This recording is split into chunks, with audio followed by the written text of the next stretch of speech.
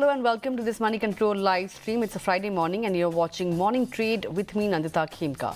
Over the next 30 minutes, we'll be talking about the cues for trade, the themes to be betting on in the current market scenario. And of course, we'll also be discussing lots of earnings and the street verdict on HDFC, Moto, as well as TVS Motors.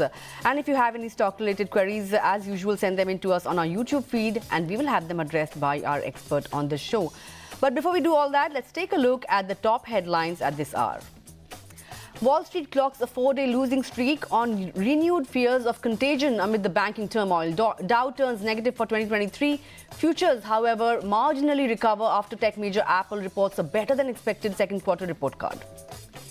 ECB hikes rates by 25 basis points on expected lines. President Christine Lagarde reiterates that inflation outlook remains too high for too long. European markets fall with the British FTSE sliding over 1%. Asian markets trade mixed even as the Japanese and South Korean markets remain shut for a holiday. The SGX Nifty suggests a mildly weaker start for the Indian market. Meanwhile, oil prices recover slightly with the Brent trading at around $72 per barrel, while gold is flirting with record highs. Moto reports a strong set of numbers in the fourth quarter with a beat on all parameters. Meanwhile, FMCG major Britannia, Marico, Bharat and Paytm are all expected to report their earnings during the course of the day.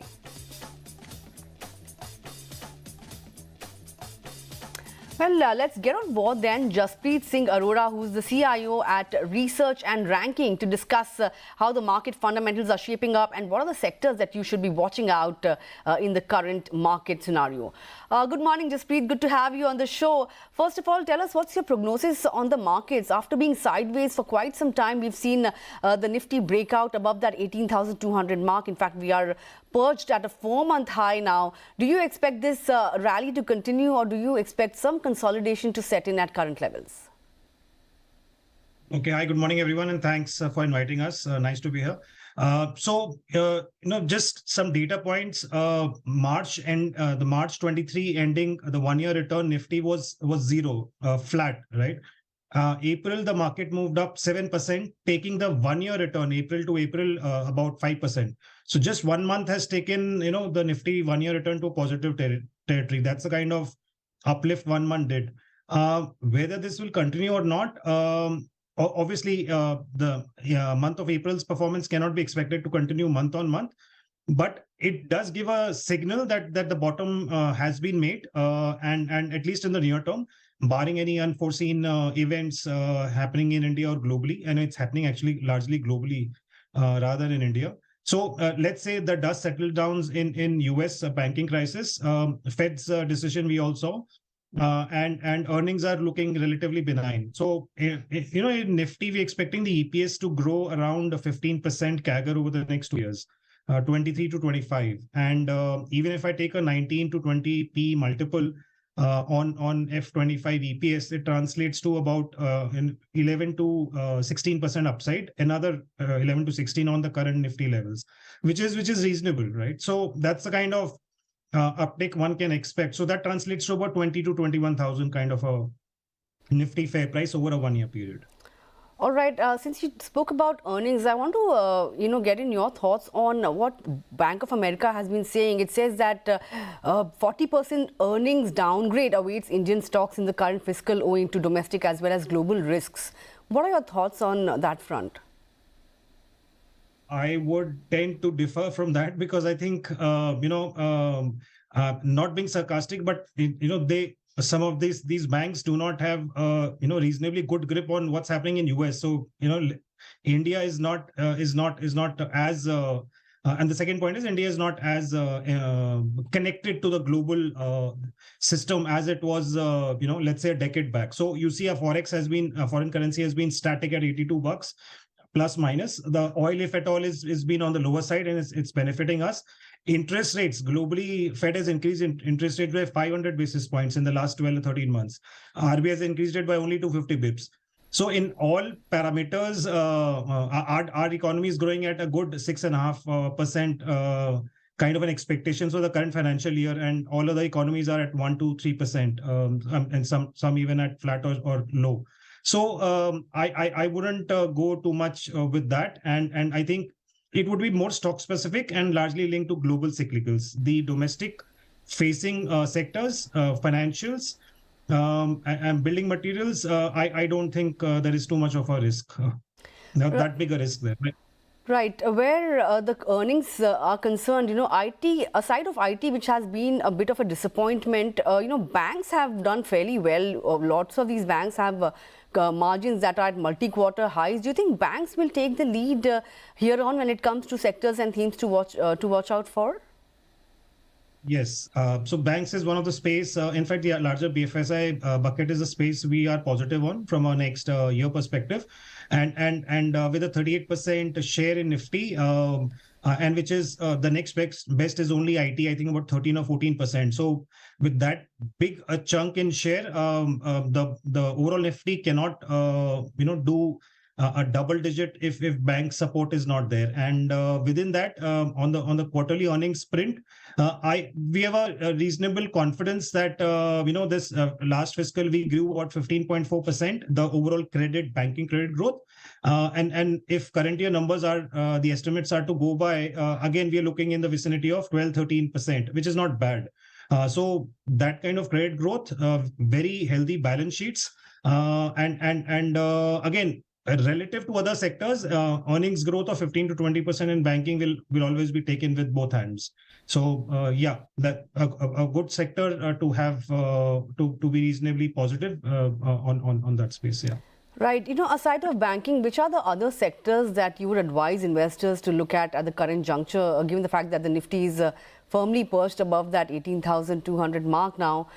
Which are the themes that are looking extremely attractive and one should actually look at taking positions in right now? So from a sectoral perspective, besides banks and financial services, building materials is another sector. You get to play. It's a proxy to real estate and select infra. So building materials, yes. Consumer discretionary, that's another space that we like. And auto is another name that we like there. From the themes, I would say besides EV and manufacturing, the other two themes that I may want to highlight is one is the per capita, but it's a longish theme, more like a 3 to 5 year story, like India, like a 5 trillion GDP theme. So the per capita would move up from $2,000 to 5,000, and that's going to have a huge impact on some of the semi-discretionary spaces. And lastly, a contra call on and stroke an emerging name or an emerging space is the new age platform companies. The way interest rates are plateauing out, the cash flows and profitability is improving of these companies, and disclosures are improving. Their own the way they interact with the market, that's improving. I think that space needs to be keenly watched out for. Right. I don't know if you talk stock specific or not, but in the new age space, which stock would you prefer at this juncture? Paytm, Zomato, Nykaa, any favorites among these three? Okay, so we can't talk stock specific, but I think our audience is very mature and intelligent by now. So maybe we can just give a sense of the spaces that we like. So we like the spaces of QSR, which is again a very part of that so-called per capita moving up. So within QSR, we all know there are only limited companies which are operating in that new age platform space. And besides that, we are actually evaluating more names, but on the fintech is one space we are very cagey about. There's so much disruption happening there, and there is no area where it's a duopoly or an oligopoly. It's there are at least 10 players operating in all of the spaces. So I would avoid fintech within that, but QSR, dining, going out, also including on the retail apparel side, if there are names, that is what would excite us.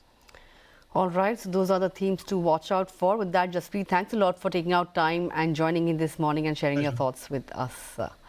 Let's now get on board our technical expert for today, Raja Venkatraman of NeoTrader, is joining in this morning. Good morning, Raja. Good to have you on the show.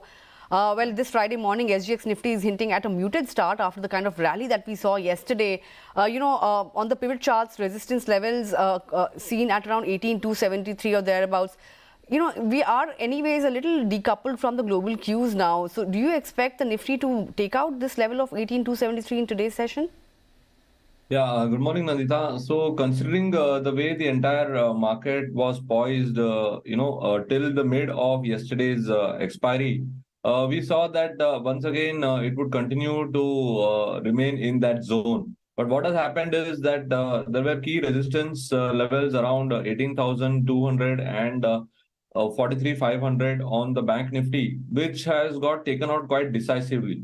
So now there were, as it was evident yesterday, there was a lot of call writing happening at higher levels, and all of these have actually unwound, and which has led to a possible further upside which can be expected in the coming days. Now, having said that, what we have to see is, like you rightly said, we are a little decoupled from what is happening on the global cues. So the positive traction which is emerging largely from the strong set of numbers which are coming in could carry the uptrend a little further ahead. Now, what is that ahead? If we can expect, I am expecting a target of around 18,500 on the Nifty and 44,000 on the Bank Nifty on an immediate basis. Now, this is not going to happen overnight, right? This is something which is not going to happen overnight. So what we need to do is we should also look at some dip buying opportunities, because the overall momentum which the market was looking out for over the last 4 months, I should say, is finally come in. So we should not step back now from participating on a bullish enthusiasm. Well, the famous cliche is sell in May and go away. But this May looks to be a little different. So I would continue to maintain the bullish bias. Look towards 18,150 also as a dip buy opportunity. Look towards 43,700, 42,700 to 800 also as a dip buy opportunity, because the overall momentum is positive. Right, the overall momentum looks positive where Nifty and Bank Nifty are concerned. Let's now talk about the stock of the day. Ceat came in with a good set of numbers. Margins came in double digits, around 12.5% vis-a-vis 7% or so in the last quarter, same year. If you look at the stock, it is up nearly 17 to 18% only in a matter of 5 days. What is the chart setup looking like for this counter? Do you expect more upside, or do you think it has run up a fair bit and now it may come under a bit of a profit booking, given the fact that the numbers have been pretty good? Yeah, so one of the reasons have been the good reduction in the rubber prices, and also if you see, the peers have also been performing well. So yes, Ceat has definitely run up a fair bit. So there could be a possible reaction from here. But then what Ceat is setting out to be is a positive scenario at the moment. And what one should do is look at dips towards 1550 to 1575 to buy into. In comparison, as a peer stock from the same group, from the same sector, you can look at Apollo Tyres, which has been doing fairly well. It has managed to hold on to its higher levels, and it is continuing to head on further. So if you are looking to participate in the tire sector, you should definitely look at Apollo Tyres. Right, look at Apollo Tyres instead of Ceat. Let's also talk about HDFC. That reported a great set of numbers. In fact, brokerages are fairly bullish on the counter. Macquarie has an outperform rating with the target price at 3,060 rupees. It says that the quarter was stable, and the focus, of course, is on the merger with HDFC Bank. And the date, it expects the date to be somewhere around July 2023. And Nomura also has a buy rating on the stock with the target price of 3,100 rupees per share, and believes it was a healthy operational quarter. And the management has also highlighted the demand for home loans remains robust. So, looking at that, do you expect HDFC to now, break out on the charts? Yesterday, we saw a good up move coming in after the numbers were declared. Yeah, so yesterday was the day of the HDFCs. HDFC started firing, HDFC Bank started firing, HDFC Life. So the HDFC as a group has been performing well. And when you talk in specific about HDFC has definitely given a very strong breakout about 2,700. And the kind of momentum which we are seeing here is definitely positive. But what I have seen in HDFC is that it does not give a decent follow through every time. It actually gives you a strong rush of buying sentiment, and then it cools off a bit. So what one needs to do is wait for the cool off period and then get into the stock. That would be a better low risk opportunity rather than entering now where the risk becomes much more deeper, and that could not be something which can be palatable for most of the traders. So wait for a dip, any dip towards in the region of around say maybe 2800 to 2750 would be a good buying zone. Right, but there's some bit of negative news coming in where HDFC Twins are concerned. MSCI has said in an update that it will be using an adjustment factor of 0.5 for computing the weight of the merged entity on the index vis-a-vis expectations of, in fact, vis-a-vis the weightage of 1. And this could result in an outflow of $150 million vis-a-vis expectations of an inflow of $3 billion. So that is something that may spoil the party for HDFC Twins in today's session. Aside of that, we also have a very good report coming in on Goodrich Properties, Raja. Morgan Stanley has upgraded the counter to equal weight with a target price of 1,354 rupees per share. It says that the company is now generating meaningful cash flows. And this will be largely sufficient to fund any new acquisitions. What is your thought on Goodrich Properties now?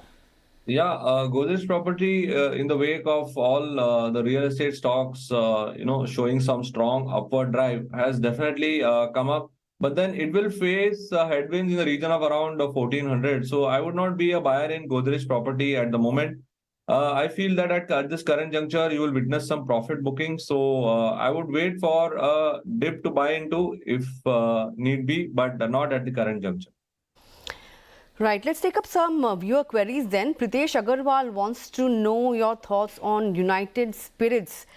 Stock hasn't done all that well on a YTD basis, down somewhere around 10%. In fact, United Breweries also reported a very howler set of numbers yesterday. What are your thoughts on United Spirits and United Breweries? Yeah, United Spirits and United Breweries continue to be in on a lower end, and it continues to show not much of bullish enthusiasm. So if you are looking for a short candidate, then these two could be the candidates which you could consider if the markets were to weaken, because despite the market showing some bit of enthusiasm to the upside, these shocks are not shown. So yes, even with the numbers not shoring up, you can see that this stock will definitely be under pressure in the coming days. Right, these stocks could be under pressure in the coming days. Let's talk about Hero Moto that reported a strong set of numbers post-markets yesterday. A beat on all counts. Margins grew 180 basis points compared to the same quarter last year. Board has recommended a final dividend of 35 rupees per share for FY23. Given the fact that the numbers have been a beat over the last 1 month, shares have gained somewhere around 3%. But do you think this will give a leg up to the share prices going forward now? Yeah, there has been a positive follow through in the last 1 month, ahead of its numbers. But what I find is that post the numbers, the overall momentum in the stock could have run out, and it has also encountered some headwinds at higher levels. So I don't see a move about 2600. So if there were some weakening out here, so all the results, the auto numbers, everything has already come in. So there could be a sell-off emerging in this counter because it has reached a crucial resistance zone around 2550 to 2600. So it's actually turning out to be a good shorting candidate. All right, look at Hero as a shorting candidate now. Moving on to the next query that we are getting in. This is coming in from Suresh Shankar, and he wants to know your thoughts on HDFC AMC. This stock has been doing fairly well over the last 1 month, even though on a YTD basis, it's down somewhere around 16, 17 odd %. What are your thoughts on the entire AMC pack now? Yeah, so the AMC pack seems to be recovering now after the drubbing which they have received over the last almost 4 months. And HDFC AMC, I was a seller. I was having a short opinion, a bias towards the downside, which I've communicated earlier as well. Now I feel that the stock has bottomed out, and there is some bit of positivity once again coming back into this counter. You can look for an upside towards the 1900 on an immediate basis and on intraday on a multi-day basis. But if you want to trade it on a further more time frame, then you got to wait for some more time. Otherwise, it's a good intraday or a multi-day bet. Right, that's the call. Then let's also talk about IOC. There's a query coming in from Aniket Kumar and he wants to know your thoughts on this one. Now, crude prices have, of course, cooled off to $72 per barrel, and that seems to be good news for some of these OMCs. Over the last 5 days, IOC rather, has gained somewhere around 5 to 6%. More room for upside given the fact that crude comfort is emerging now? Yeah, like you rightly said, the crude prices are cooling off, and especially you can see that all these counters, IOC, BPCL, all of them seems to be doing quite well. Now, if you are looking to participate in OMC pack, then BPCL is a better bet. And the reason has been that it was suffering from a lot of shocks around the 350 levels. But what has happened is it has managed to scale above that level quite confidently. And the kind of moves which we are seeing right now, it definitely augurs well for the price. And you should look at BPCL rather than IOC. All right, look at BPCL rather than IOC. I also want to get in your thoughts on Manappuram Finance. You know, we have a query coming in from Jaffrey, and he wants to know, your thoughts on the stock after it crashed 11%. Of course, that was on the back of news flow that ED has raided the company's premises. Do you expect the company, the stock to go further down, given the fact that the news flow surrounding it is extremely negative? Yeah, considering such news flows which are coming in, so these news flows have become a common parlance in today's financial market. So yes, the initial reactions do occur, and such reactions should be carefully watched. And what has happened is that reaction has tread into some very strong supports around 112. So 112 to 110 is a very strong support, and if prices were to recover from here, it could be a good low risk buying opportunity. Right. That's the call on Manappuram then. I want to get in your thoughts on two stocks. First one is Britannia. The company's slated to report earnings today, and poll throws up a 14% YY jump in profit. Rajiv Tibrewal has a query on that, and Bharat Forge, that is also slated to hand in its numbers now. Your thoughts on these two counters? Should one look at taking positions in these two now? Yeah, when you consider Britannia, it is an FMCG pack, and yes, the kind of moves which it displayed the last November, it went into a stall, and overall the momentum has been consolidating at higher levels. So, which is a clear sign that the bullishness in the stock continues. One could look to participate in this counter because it has once again started showing some positive traction. You can use higher levels to as a target. Around immediate target which I envisage is around 4900, and you could buy it at current levels with a stop loss below 4400. Right. So that's the call on Britannia. Also want to get in your thoughts on BSC. We have a query coming in from Satya CK, and he wants to know whether it's the right time to enter the stock. What would you advise him to do? Pardon, I didn't get the stock name. BSC. BSC, okay. Right. So the exchange-driven stocks or the finance-driven stocks are not moving as anticipated. And yes, BSC did well when it got listed, and it saw its heydays till March of last year. And over the last 1 year, it has only gone downhill. So now, if you are expecting that yes, there is some bit of recovery emerging, it could be very short-lived because along the way, many people have been inquiring about participating in this counter, and it has not really garnered enough muscle. So I would not look to buy into this counter. If you're holding this counter, you can continue to hold because there is some bit of recovery seen here, but then it would not be advisable for a fresh investment. Not advisable to look at BSE for a fresh investment. I think this wraps our query segment for today. I just want to tell our viewers that, due to paucity of times, we can't take all the queries in one show. So if your query was not answered, please be patient. We will try and take it up on Monday. But then before I let you go, Raja, leave us with some stock recommendations for our viewers this morning. Yeah, considering the way the market has been panning out, and so this time I have decided to go with one long and one short. So yes, you had asked me about Bharat Forge. I have a sell recommendation in Bharat Forge because it has not been able to garner enough momentum. So I would look to sell it at current levels with a stop at 785 for a target towards 760 and 753. And I would look to buy Asian Paints, taking the benefit of the crude oil. So 29 at the current levels, 29.83.85, with a stop loss at 2950 for an upward trajectory of 3030 to 3045. All right, a buy call on Asian Paints and a sell call on Bharat Forge. With that, Raja, thanks a lot for taking out time and joining us this morning. Wish you a very happy weekend and, of course, a good trading day in the day ahead.